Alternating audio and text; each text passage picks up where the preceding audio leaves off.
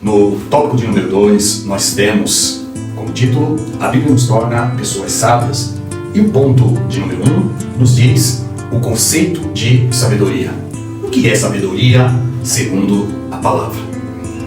O substantivo hebraico para sabedoria é romá no hebraico. E o seu correspondente em grego é sofia. Então, sofia no Novo Testamento, ela indica uma palavra geral para todos os tipos de sabedoria, tanto divina quanto humana, conforme os versos que aparecem aí na tela, no slide, para que você possa fazer a conferência.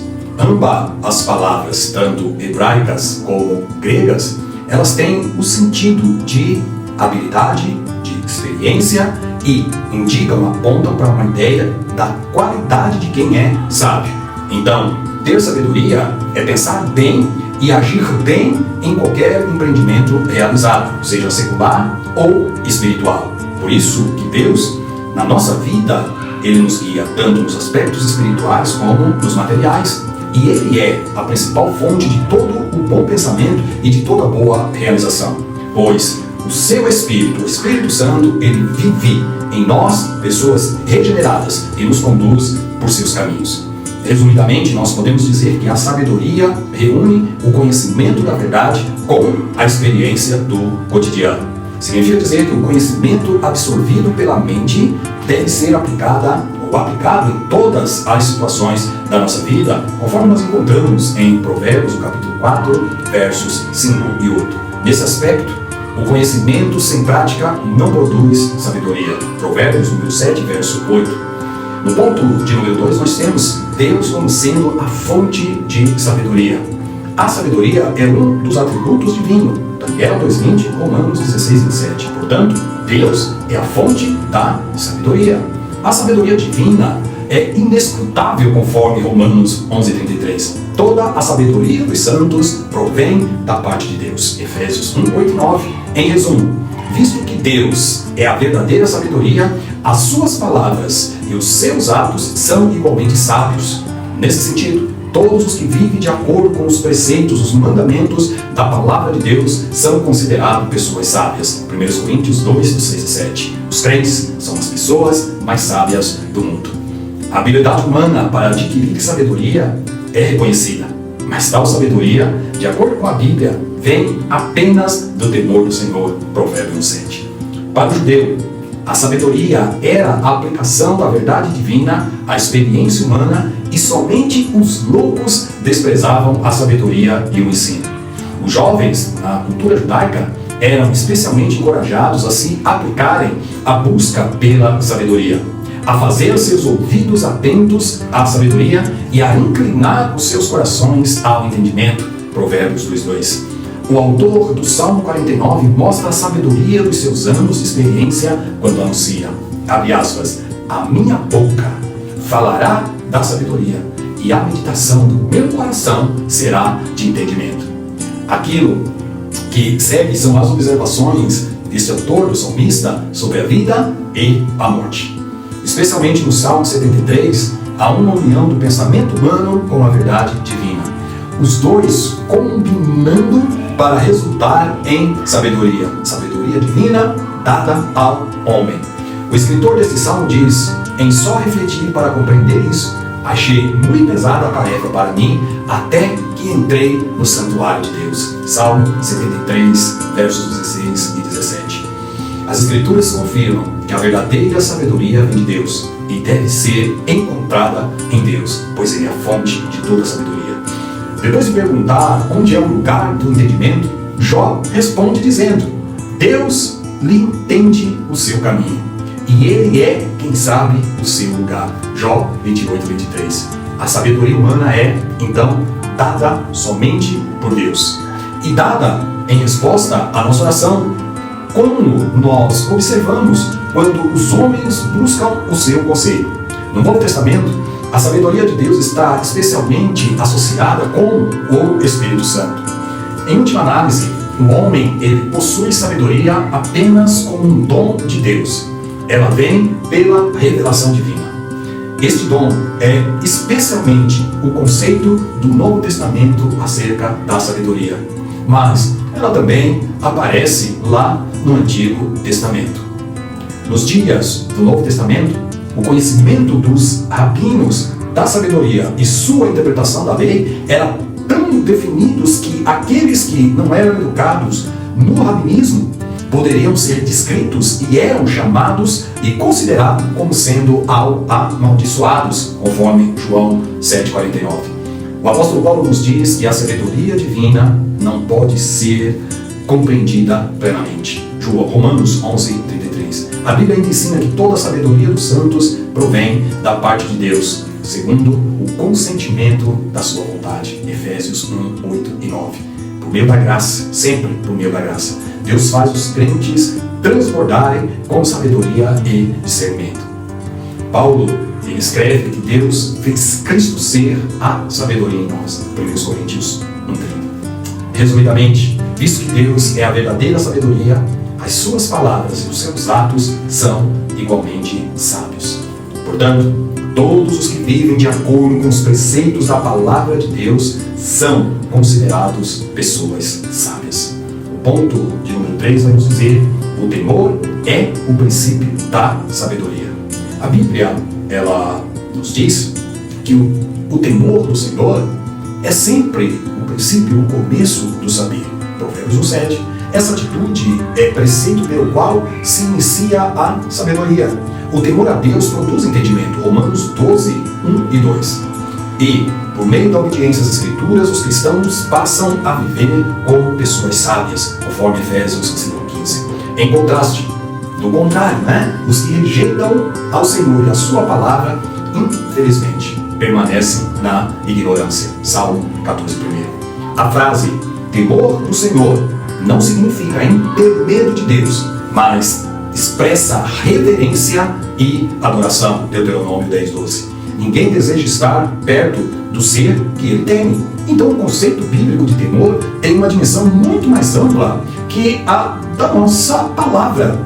Medo, temor em português, que indica simplesmente medo ou terror. Embora esse significado de medo ele forme uma parte essencial da imagem bíblica, não representa de modo algum seu significado principal, especialmente em se tratando do temor a Deus. Uma reverência inspirada pelo temor respeitoso.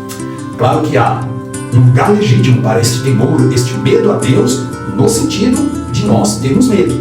Pois nós lemos na carta aos Hebreus, olha só, horrenda coisa é cair nas mãos do Deus vivo. Aqui, no entanto, o medo é para aqueles que viraram as costas para Deus e terão que passar pelo seu juízo. Esses têm que ter medo de Deus. Jesus ensinou que devemos temer a Deus porque Ele tem o poder de punir o pecado e entregar as pessoas à destruição final. Lucas 12:4 e 5. O temor, ele tem um papel construtivo de capacitar os homens a perceber a degeneração de sua alma e sua necessidade de perdão divino. A primeira ocorrência de tal temor nós encontramos lá em Gênesis, no capítulo 3, onde o primeiro casal, Adão e Eva, eles fogem da presença do Deus Santo porque pecaram. E eles sabiam que haviam desprezado o mandamento de Deus. Então, o seu temor era inteiramente justificável, porque eles haviam sido severamente advertidos de que a desobediência deles incorreria em grave juízo. O temor é muito naturalmente a consequência lógica do pecado. Então, para os que não foram regenerados, há sim um grande temor e pavor de se chegar à presença de Deus, tal qual tiveram o primeiro casal lá no Éden. A Bíblia apresenta uma lista de pessoas que são atormentadas por um profundo medo, uma profunda ansiedade, porque sabe dos seus pecados. Caim, Saul, Acas, Pilatos. A angústia, nos diz Jó 15:24, assombra o ímpio. Ela surpreende o hipócrita, Isaías 33:14, e consome os malfeitores, conforme Salmo 73:19. E para esses, a vida é caracterizada pelo temor e o medo de Deus. Apocalipse 28. O poderoso exército do faraó ficou praticamente paralisado pelo medo enquanto Deus se deslocava contra eles. Êxodo 15:16. E o amigo de Jó, Bildade, falou dos homens sendo assombrados por onde quer que apressem os seus passos. Jó 18:11. O temor tem uma tendência de imobilizar as pessoas ou de afetar seriamente suas atividades. Isso é especialmente verdade com relação aos espiritualmente descompromissados com as verdades divinas. O temor de Saul para com o povo fez com que ele transgredisse os mandamentos de Deus, conforme nós vimos lá em 1 Samuel 15:24.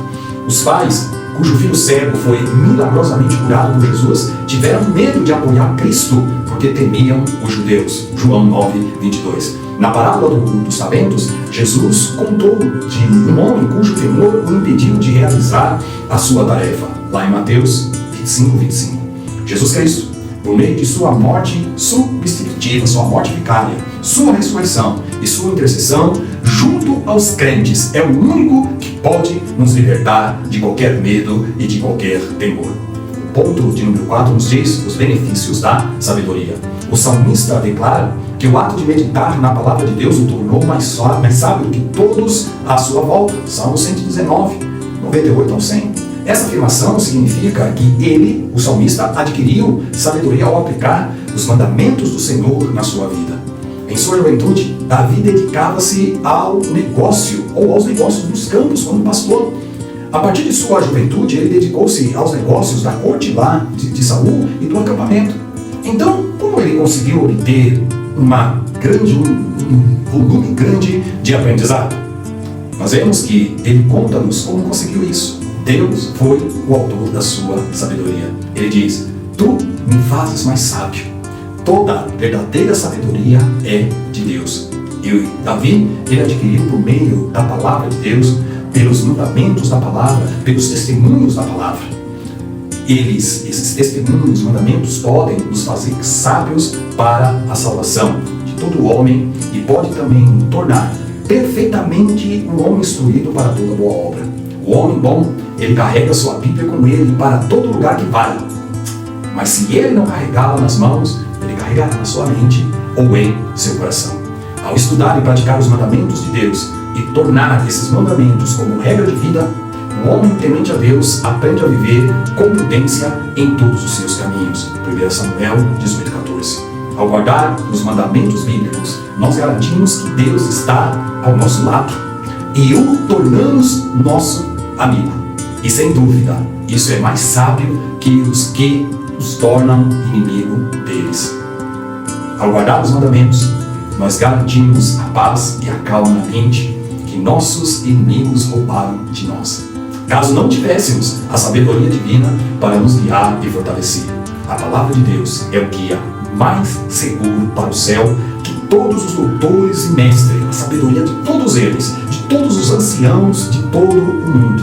E a observação dos escritos sagrados ensina-nos mais sabedoria que todos os escritos dos homens mais sábios da terra. Salomão, ele assegura que a pessoa sábia tem muitos benefícios. Provérbios 9:14.